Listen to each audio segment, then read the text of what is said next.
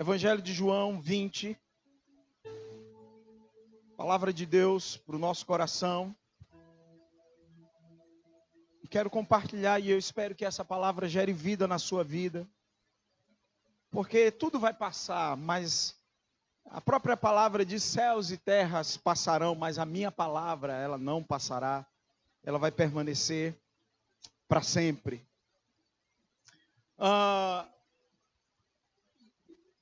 A morte de Jesus, ela gerou algumas crises, principalmente nos discípulos.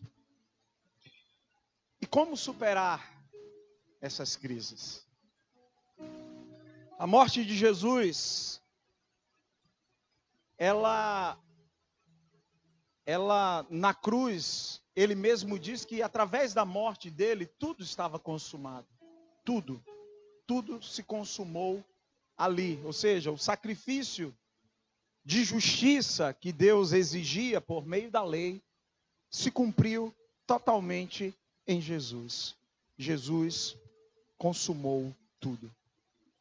Uma vez que Jesus consumou, serão ainda necessários sinais?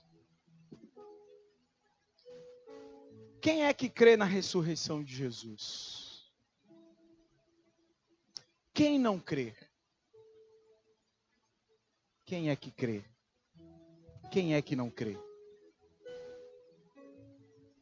O texto diz que no primeiro dia da semana, bem cedo, Maria Madalena foi ao túmulo e viu que a pedra da entrada tinha sido o quê? Removida. Quem foi ao túmulo no primeiro dia da semana? Quem? Maria Madalena. E quem foi Maria Madalena? Diz a palavra em Lucas 8, versículo 2, que Maria Madalena foi aquela de quem Jesus tinha expulsado 7 demônios. Maria Madalena, no passado, tinha sido uma pessoa oprimida por demônios. Maria Madalena, no passado, foi uma pessoa alienada. Viveu alienada.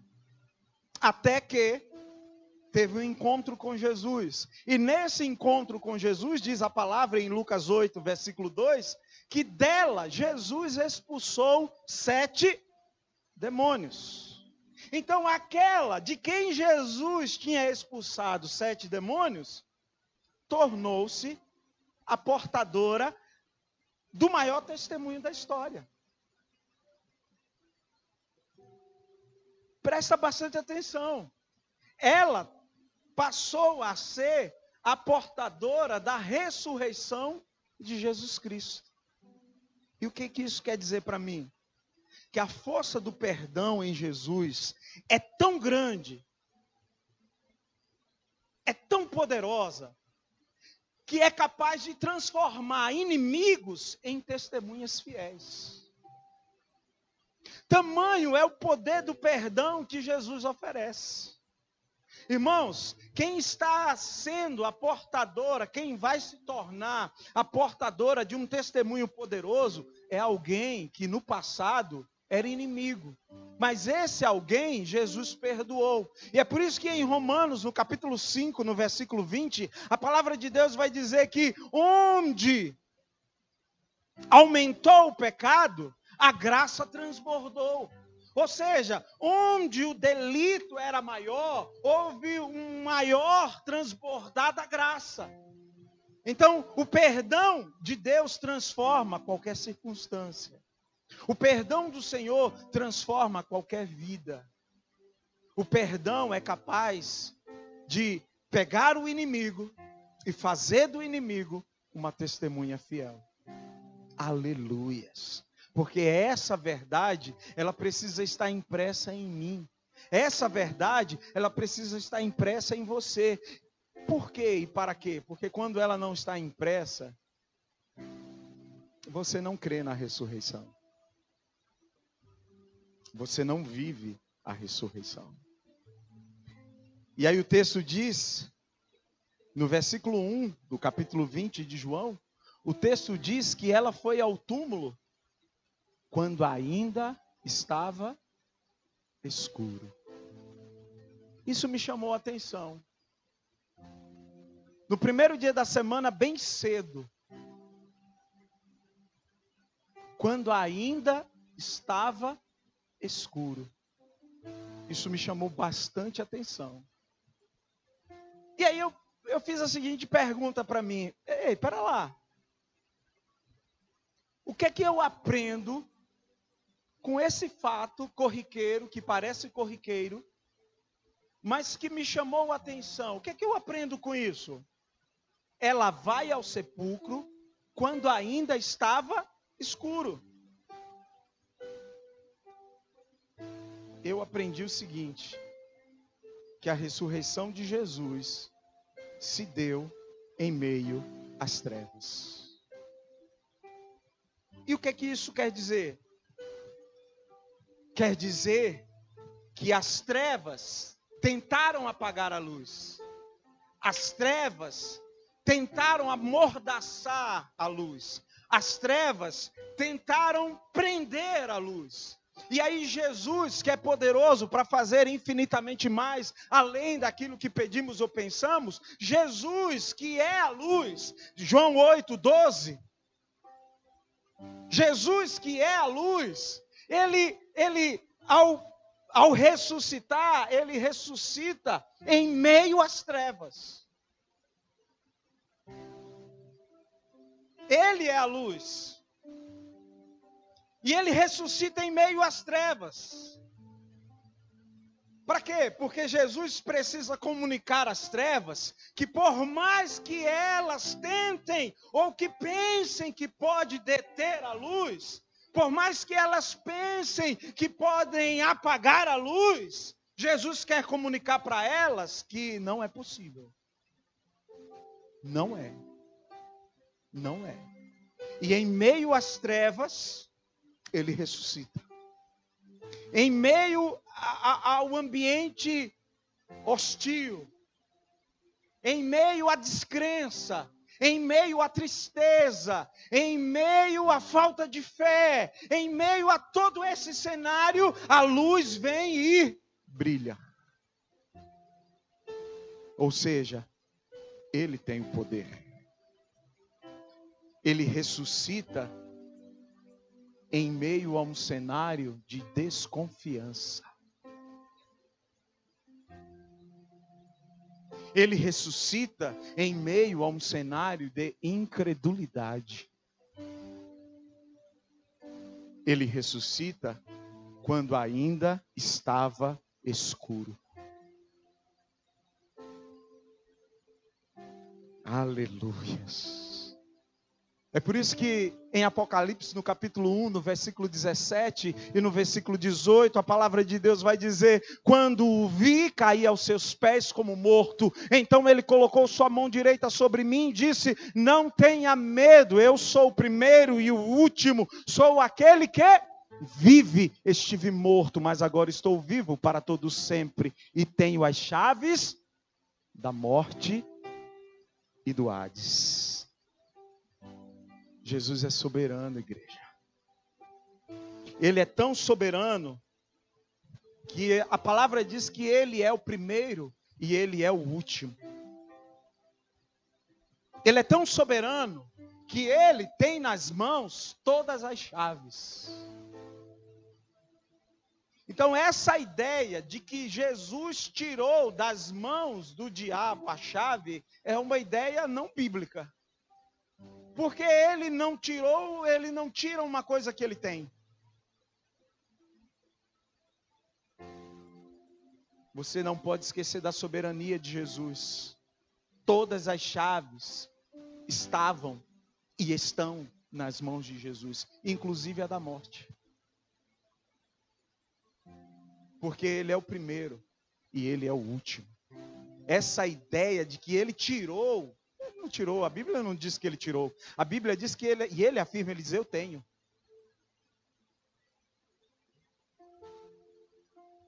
E por que ele diz que tem? Porque ele é soberano. Ele é soberano.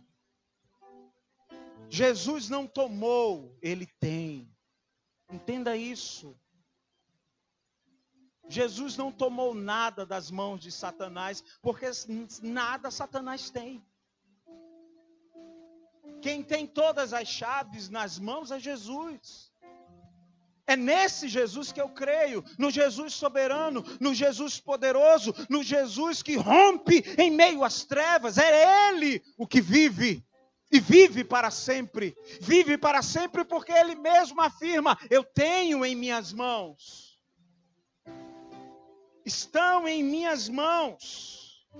Ou seja, Jesus tem o domínio, Jesus tem o controle, Jesus tem a autoridade. Tanto é que em Marcos, no capítulo 5, no versículo 12 e no versículo 13, os demônios pedem autorização.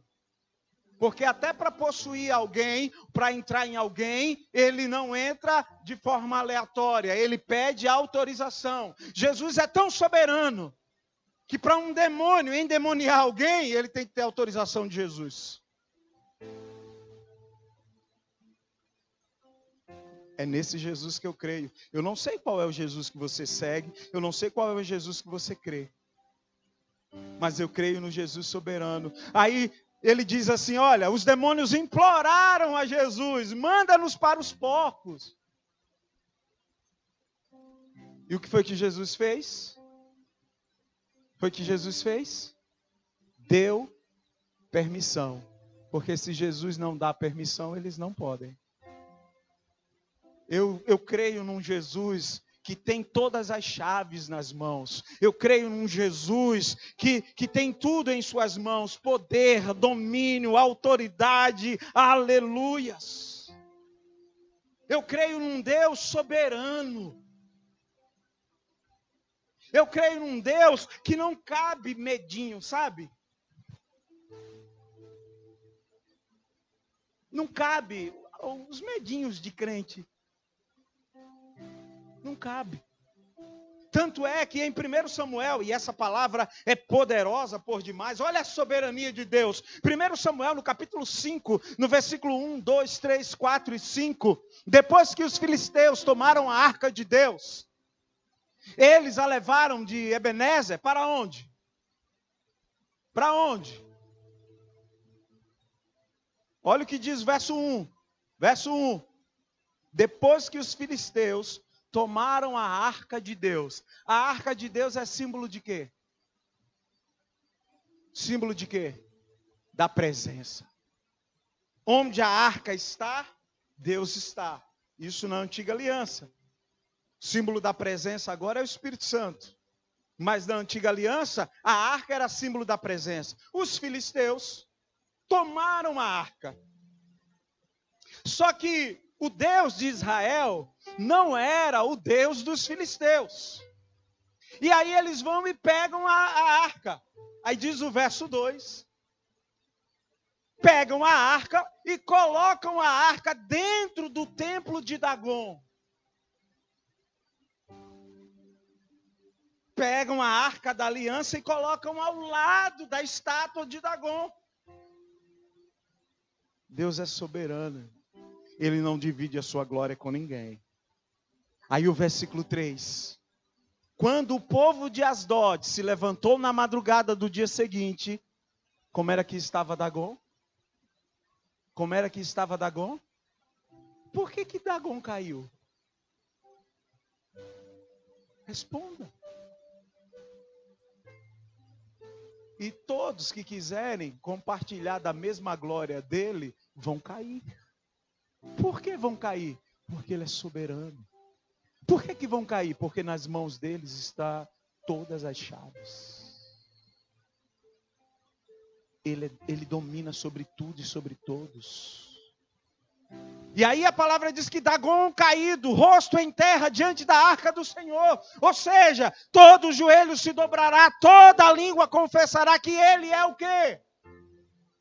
Dagon está caído, Dagon está prostrado perante o Senhor. Aí o que foi que eles fizeram? Levantaram Dagon e colocaram Dagon de volta no lugar. Como quem diz assim: gente, Levanta, Dagon.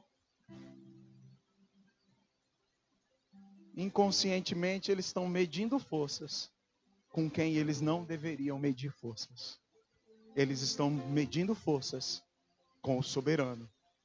Aquele que tem nas mãos, ele mesmo diz, eu tenho. Eu sou o primeiro e eu sou o último. Eu tenho nas mãos as chaves.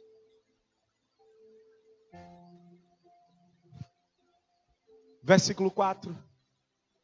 Mas na manhã seguinte, quando se levantaram de madrugada, como era que estava Dagon? Caído, rosto em terra, diante da arca do Senhor. E pior, sua cabeça e mãos tinham sido quebradas e estavam sobre a soleira. Só o seu corpo ficou no lugar.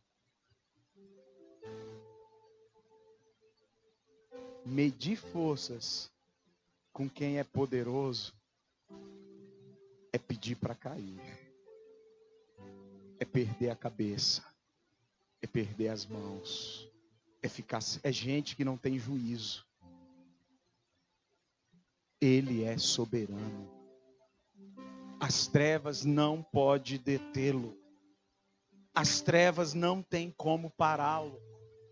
Por isso que me chamou muito a atenção o fato de ainda estava escuro quando Maria Madalena vai ao sepulcro. E aí me veio ao coração, epa, Jesus ressuscitou em meio às trevas. Nada pode detê-lo. Nada pode com ele. 1 Coríntios, no capítulo 15, no versículo 54, a palavra de Deus vai dizer assim, olha, quando, porém, o que é corruptível se revestir de incorruptibilidade e o que é mortal de imortalidade, então se cumprirá a palavra que está escrita, a morte foi destruída pela vitória. Versículo 55. Onde está, ó morte, a sua vitória? Onde está, ó morte, o seu aguilhão? Aleluias.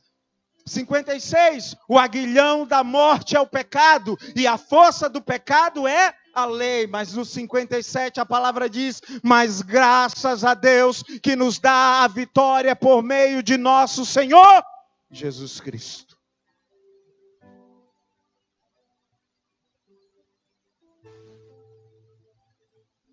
Ele é soberano. Em meio às trevas, aquele que é a luz rompeu. As trevas não teve como detê-lo. É a esse Jesus que eu sirvo. E se é a esse Jesus soberano que eu sirvo, Dagon vai sempre se prostrar. Sempre. Sabe por quê? O reino dele não é só por um momento. O reino dele não é um reino de um final de semana. O reino dele não é um reino de uma semana. O reino dele é para sempre. Enquanto ainda estava escuro, Maria Madalena foi ao túmulo. Maria Madalena foi ao túmulo. O que Maria Madalena estava procurando no túmulo? Jesus. O que Maria Madalena estava procurando no túmulo? Quem Maria Madalena estava procurando no túmulo? Hein, Ricardo? Jesus. E quem é Jesus?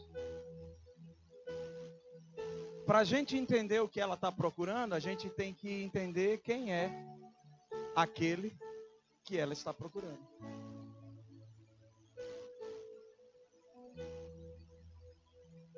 Em João 11, no versículo 25, o próprio Jesus diz que ele é o quê? Ele diz que é a ressurreição e a vida. Em Apocalipse 22, versículo 13, ele reafirma que ele é o alfa e o ômega, o primeiro e o último, o princípio e o fim. Em João 13, 1, ele afirma que ele é amor extremo. João 13, verso 1. Amou até o fim. Amor furioso. Como diz a canção do Livres, é tão profundo, tão imenso e cobre-nos. Furioso e abraça-nos. Ele diz que é ressurreição e vida. Ele diz que é primeiro e último. E ele diz que é amor extremo. O que Maria Madalena estava procurando no túmulo? Vida. O que é que Maria Madalena está procurando no túmulo? Amor.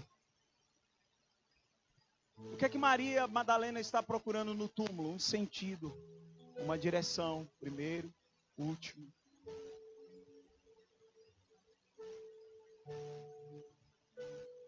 E a procura de Maria expressa, resume a procura das pessoas. Porque as pessoas, elas estão em busca de vida. Tanto é que elas estão em busca de melhorar de vida. Sim ou não? As pessoas, elas estão em busca de amor. As pessoas, elas querem ser amadas. Há uma ansiedade. As pessoas, elas vivem ansiosas por amor e por vida. Mas assim como Maria, as pessoas que vivem ansiosas por amor e por vida, assim como Maria, estão procurando amor e vida no lugar errado. Porque onde é que ela foi procurar Jesus? No túmulo. E não encontrou. Ele não estava no túmulo. Jesus não está no túmulo. E existem alguns túmulos que as pessoas ansiosas por vida e por amor estão procurando Jesus nesses túmulos. Muitos estão procurando Jesus no túmulo da promiscuidade, e ele não está no túmulo da promiscuidade. Pastor, e o que é promiscuidade? Promiscuidade é uma mistura indiscriminada. Você vai entender quando eu te fizer essa pergunta. Quantas você já levou para a cama? Ou quantos você já levou para a cama? Isso é promiscuidade. Passou de um, passou de uma, virou promiscuidade. E muita gente está levando gente para a cama em busca de vida e amor. Porém, no túmulo da promiscuidade, ele não está.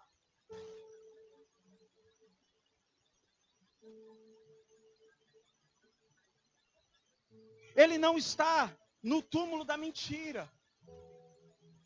Muita gente em busca de vida, em busca de melhores salários, em busca de um melhor status, em busca de ter o amor da sua vida, vivem uma vida que não é vida, vive na mentira. E no túmulo da mentira, ele não está. Por isso que aqueles que estão procurando no túmulo da mentira, não conseguem ser preenchidos pela vida e pelo amor. Porque nesse túmulo, ele não se encontra. Ele não está no túmulo do orgulho. Ele não está no túmulo da soberba. E a soberba nada mais é do que eu ter de mim uma visão mais elevada em relação ao outro. Nesse túmulo, no túmulo da soberba, nós não vamos encontrar vida e amor. Ele não está no túmulo do catolicismo.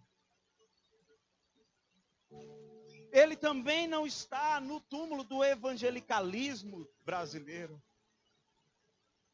Ele não está. Muita gente está procurando vida e amor na religião, seja ela católica ou evangélica. Para. Você não vai encontrar vida e amor na religião. Na religião, o máximo que você vai encontrar são dogmas. Que vai dizer para você o que é que você tem que fazer para alcançar vida e amor.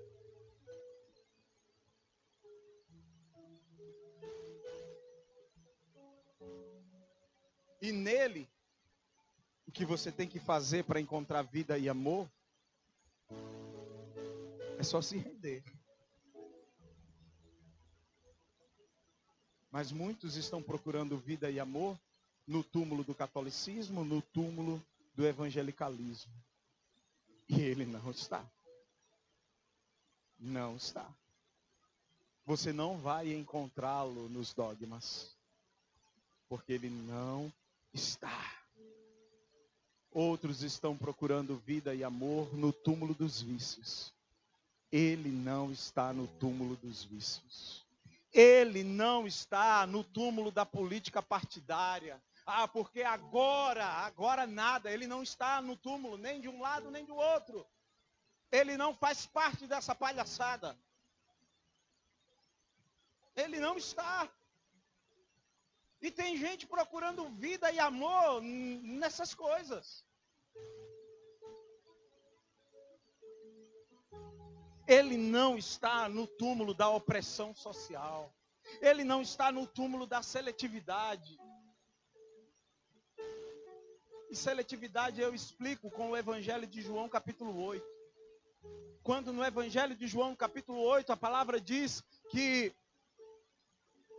Jesus, porém, foi para o Monte das Oliveiras. E aí no versículo 2, a palavra vai dizer, no verso 2, João 8, 2, que ao amanhecer ele apareceu novamente no templo, onde todo o povo se reuniu ao seu redor, e ele se assentou para ensiná-lo. Verso 3, os mestres da lei e os fariseus trouxeram quem? Trouxeram quem? Uma mulher. E o que foi que essa mulher tinha cometido? Trouxeram uma mulher. Mas alguém adultera só? A religião é seletiva. Mas no túmulo da seletividade ele não está. Se trouxeram a mulher, para Jesus ter que estar, teriam que também ter trazido o homem.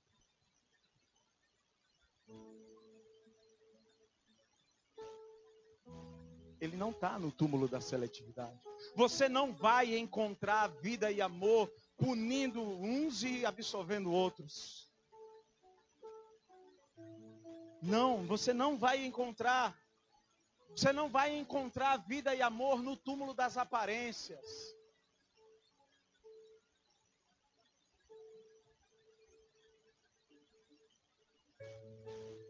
Você não vai encontrar vida e amor porque ele não está no túmulo da segregação racial. Ele não está. Porque nele não existe preto, não existe branco. Nele não existe escravo, não existe livre. A palavra dele vai dizer em Gálatas, no capítulo 3, no versículo 28, que não há judeu, não há grego, não há escravo, nem livre, homem, nem mulher, pois todos são um. Desmembramento social. Você vai encontrar vida e amor porque agora você é da classe A. Aí porque você é da classe A, ou da classe B, ou da classe C, da classe Z. Porque agora eu sou dessa classe, nessa classe você vai encontrar vida e amor. Engano. Porque ele não está nesse túmulo da segregação racial, do desmembramento de classe. Ele não está nesse túmulo. Ele não faz parte desse túmulo. Ele não está no túmulo da mágoa. Hebreus 12, verso 15. Ele não está no túmulo da mágoa. Ele não está no túmulo da contenda. Ele não está no túmulo da omissão. Tiago 4, versículo 17. Não seja omisso, achando que por ser omisso, você vai ter uma vida mais suave, vai encontrar algo melhor para você. Não vai, porque ele não está no túmulo da omissão. Ele não está no túmulo da vingança, ele não está no túmulo da acusação. E outra coisa, presta atenção, ele não está no túmulo da pornografia.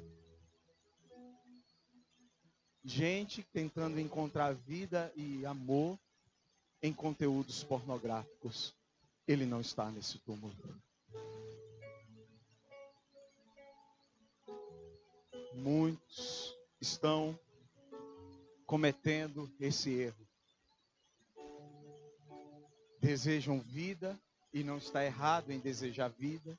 Desejam amor, desejam ser amados, e não está errado desejar o amor, desejar ser amado. O problema é que estão procurando no lugar errado.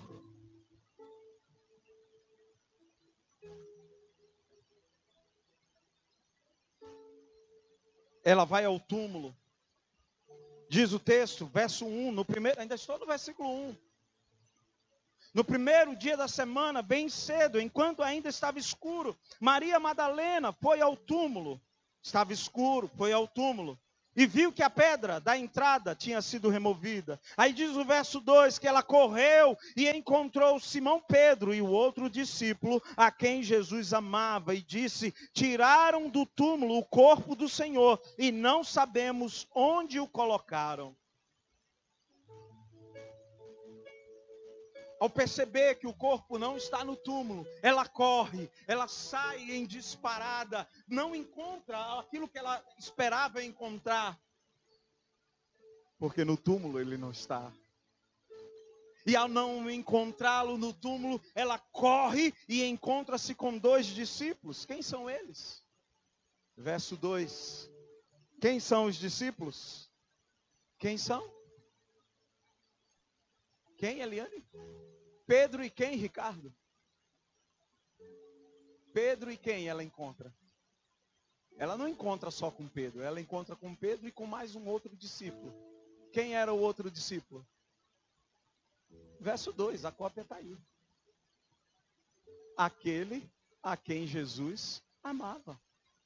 Ela corre, e aí quando ela corre, sai em disparada, ela se encontra com 2 discípulos. Ela se encontra com Pedro e se encontra com o discípulo que Jesus mais amava. Aí o versículo 3.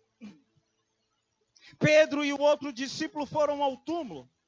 Verso 4, os 2 corriam, mas o outro discípulo foi mais rápido que Pedro e chegou primeiro ao túmulo. Que coisa, meu Deus. Meu Deus.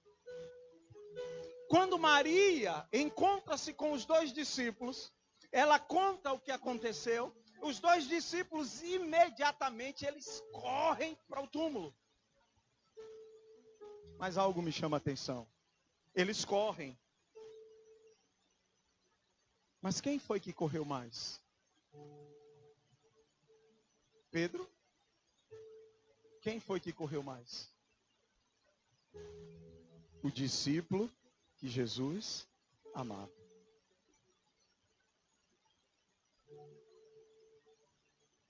Aí eu fiquei pensando, meu Deus, Pedro é pescador.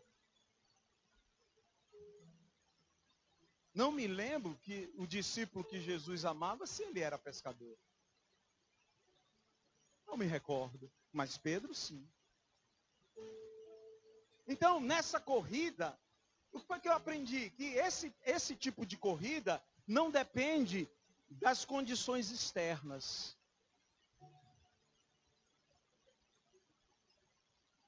Porque Pedro não é o afoito, Pedro não é aquele que dizia primeiro, Pedro não é aquele que já tinha a resposta na ponta da língua. Pedro não era aquele de temperamento mais explosivo. Mas quem chega primeiro? O discípulo que Jesus mais amava. Irmãos, quem ama, corre mais.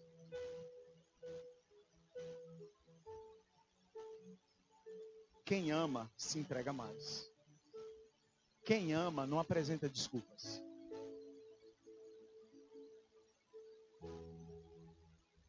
Quem ama, não fica apresentando, foi isso. Ah, foi aquilo. Não. Quem ama sempre corre mais. E quem é que apresenta desculpas? Quem foi que chegou depois? Pedro. Quem não ama está sempre chegando depois. Quem não ama está sempre sabendo das coisas depois. Quem não ama está sempre apresentando algum tipo de desculpa. Quem não ama está dizendo que não deu porque isso, não deu por conta do sono, não consegui porque isso, a culpa é do marido, a culpa é da mulher, a culpa é dos filhos, a culpa é do salário que não entrou, a culpa é de todo mundo, mas não assume que não ama. Porque quem ama, chega primeiro.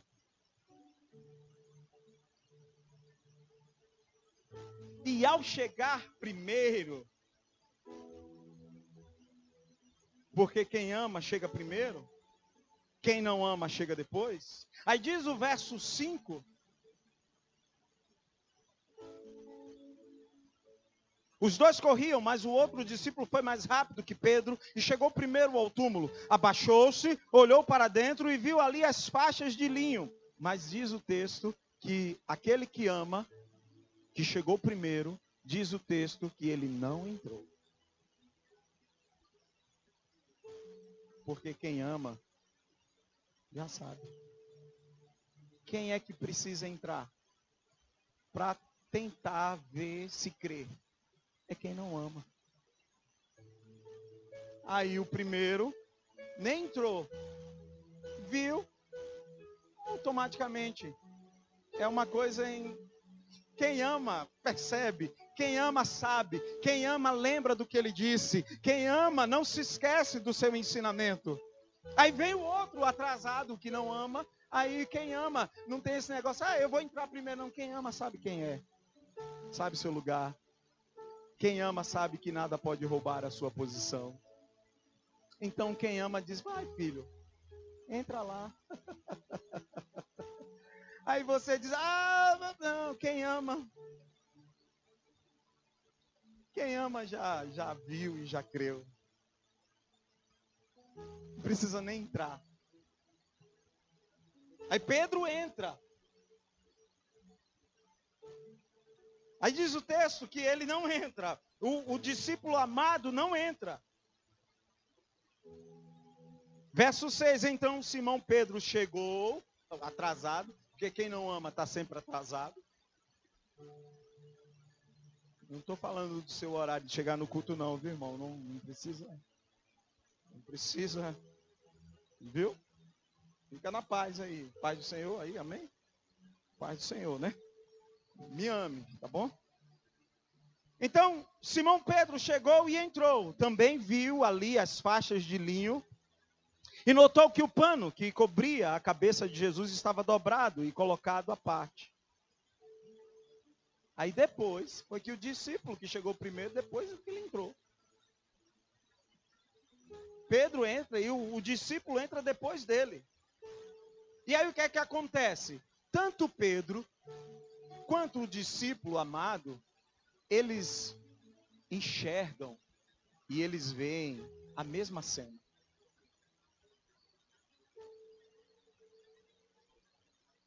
Mas as reações são totalmente diferentes.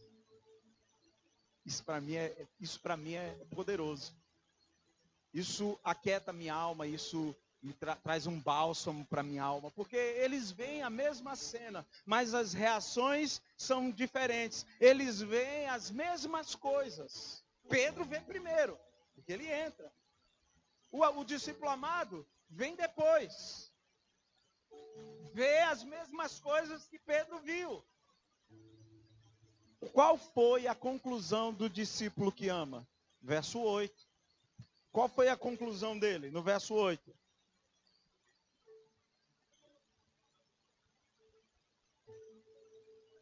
Verso 8. Qual foi a conclusão dele? Ele viu e creu. Agora, qual é a conclusão de quem não crê? Qual é a conclusão de quem não ama? Verso 9. A conclusão de quem não ama é essa. Eles ainda não haviam compreendido, eles quem? Os que não amam. Eles ainda não haviam compreendido que conforme a Escritura era necessário que Jesus ressuscitasse dos mortos. Irmão, gente que não ama, leva a vida toda para entender. E talvez morra sem entender. Vive as mesmas coisas, participa das mesmas coisas que os que creem participam. Mas e por que é diferente? É porque um ama e o outro não ama. Quem não ama, Newton, você pode abrir a cabeça para tentar botar a Escritura dentro, não vai dar.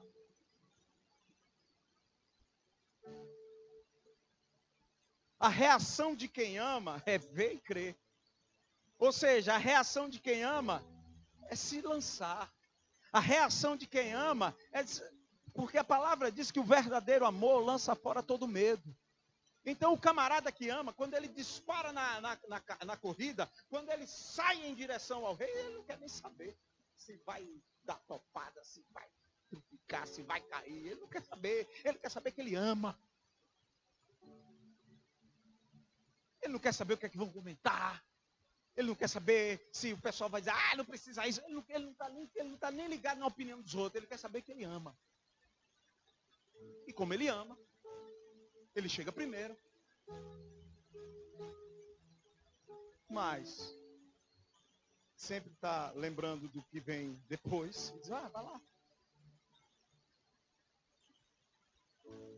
E a reação de quem ama é ver e crer. Mas quando ele viu e creu, ele já tinha visto e crido antes de entrar. Se ele não entrasse, não ia afetar a fé. Não iria afetar a fé. Porque quem ama, vê e crê. Já Pedro não. Porque Pedro, até aí, ainda não amava. Lembre-se que só depois, lá na frente, é que Jesus vai perguntar para ele, tu me amas? Tu me amas? Tu me amas? Aí é que ele vai dizer, Senhor, tu sabes, a ficha cai.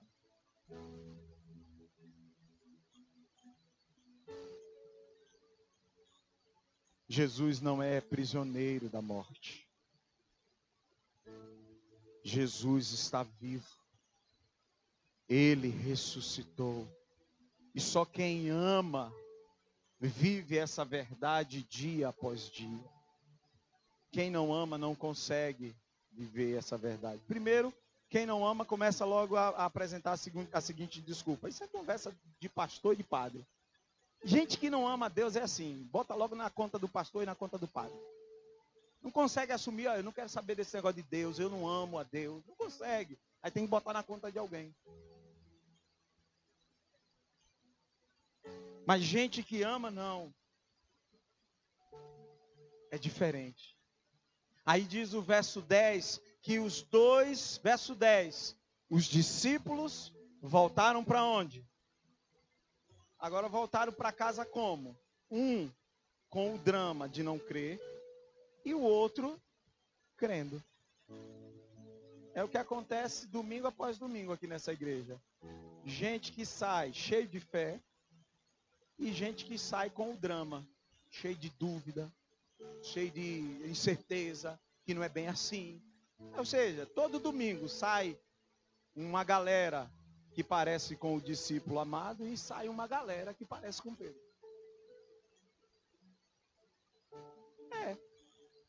Gente que sai dizendo, agora vai, essa semana vai ser poderosa em Deus, essa semana eu vou melhorar, eu vou me alimentar mais da palavra, eu vou orar mais. Aí já sai daqui com um calendário certo de jejum, de oração, de consagração. Gente que ama. Gente que não ama, nem leu Colossenses, nem leu 1 Tessalonicenses. nem leu 2 Tessalonicenses. Vocês sabem do que eu estou falando, né?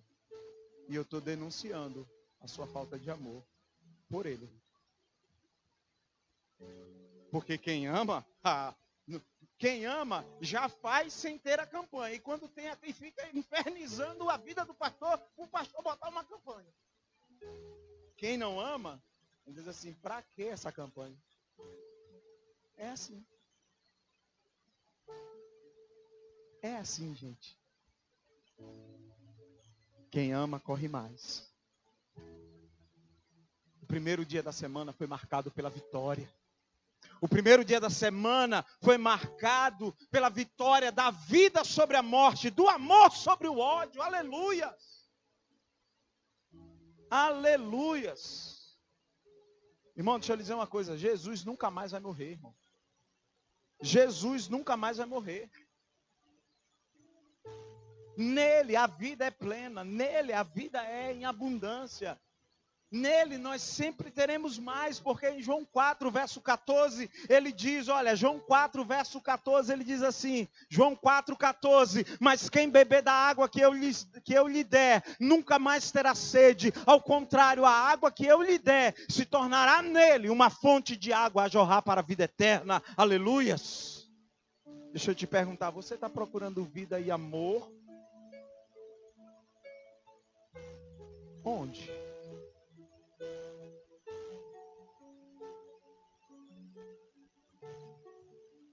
Jesus é a única resposta para a sua procura.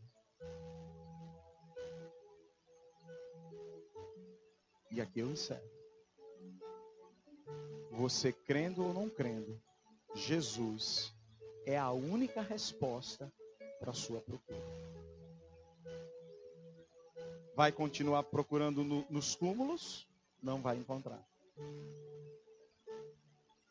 Você só vai encontrar nele. Nele. Tanto é que ele chega para Maria, a partir do verso 11, ele chega para Maria Madalena, e aí ele diz assim para Maria Madalena, Maria, porém, ficou à entrada do sepulcro chorando, enquanto chorava, curvou-se para olhar dentro do sepulcro. Aí no verso 12, a palavra diz que, e viu 2 anjos vestidos de branco, sentados onde estivera o corpo de Jesus, uma à cabeceira, o outro aos pés. Eles lhe perguntaram, mulher, por que você está chorando? Levaram embora o meu Senhor, respondeu ela, e não sei onde o puseram. Nisso, ela se voltou e viu Jesus ali em pé, mas não o reconheceu. Disse ele, mulher, por que está chorando? Deixa eu trazer um ensino aqui rapidão para você. Lembra, qual foi a outra mulher que Jesus chamou de mulher? A Maria, a mãe. Mulher, que tenho eu contigo? Aí você pensa, Jesus desrespeitou a mãe. Quando você pensa isso é porque você não conhece o contexto no qual Jesus está inserido. Só chama mulher de mulher, naquela época, o marido. Quando o homem só estava autorizado a chegar para uma mulher e dizer assim, mulher, o marido. Sabe o que eu aprendo? É que Jesus é o esposo da humanidade. Jesus é o marido que a humanidade tanto quer, que a humanidade tanto precisa. Por isso que ele chega para ela e diz assim, mulher, porque ele é o esposo, ele é o marido. É Ele quem pode suprir a sua carência, é Ele que pode suprir o seu vazio, é Ele que pode suprir todas as áreas da sua vida, porque Ele é o esposo amado. Mulher, por que está chorando? Quem você está procurando? Ela pensando que fosse o jardineiro, ela disse, se o Senhor o levou embora, diga-me onde o colocou e eu o levarei, aleluias. Jesus lhe disse, Maria. Então, voltando-se para ela, Maria exclamou em aramaico. E o que foi que ela disse? Rabone! Aí você pensa que isso é o quê? Outra aula de cultura. Essa palavra era a forma carinhosa que a mulher na época tinha para chamar o marido. Ele é o esposo da humanidade. E ele tem que ser tratado com carinho, ele tem que ser tratado com decência, ele tem que ser amado pela esposa, e a esposa somos nós. Mestre, verso 17. Não me segure, pois ainda não voltei para o Pai. Vá, porém, a meus irmãos e diga-lhes: estou voltando para o Pai e Pai de vocês, para meu Deus e Deus de vocês. Não me segure, não me segure, não me retenha. O que é que você está esperando? Um bando de crentes segurando ele, um bando de crentes querendo só para si. Não me segure, vá contar, vá dizer, vá espalhar. Seja a boca de Deus nesta geração. Não o queira só para você. Compartilhe ele com o seu vizinho, com o seu amigo no trabalho. Compartilhe dele na sua casa, com o porteiro do seu prédio, com o pessoal que zela no seu prédio. Não o segure, solte-me. Conte a todos. Uma igreja ensimesmada é a igreja evangélica brasileira, que se mantém por eventos. Tire os eventos, que essa igreja vai procurar os eventos lá fora. Tire os eventos. Tire para você ver. A monotonia que a igreja brasileira cai. Porque ela não tem mais o que fazer. Ela só sabe viver para si. Não me segure. Verso 18. Maria Madalena foi e anunciou aos discípulos: eu vi. Ele está vivo. Como que você disse que ele está vivo? Olhe para mim. Olhe para ti. Deixa eu te contar. Deixa eu te falar. O que foi que eu vi? E contou o que ele lhe dissera. Quem tem entendimento, entenda. Quem tem ouvidos, ouça. Ele vive.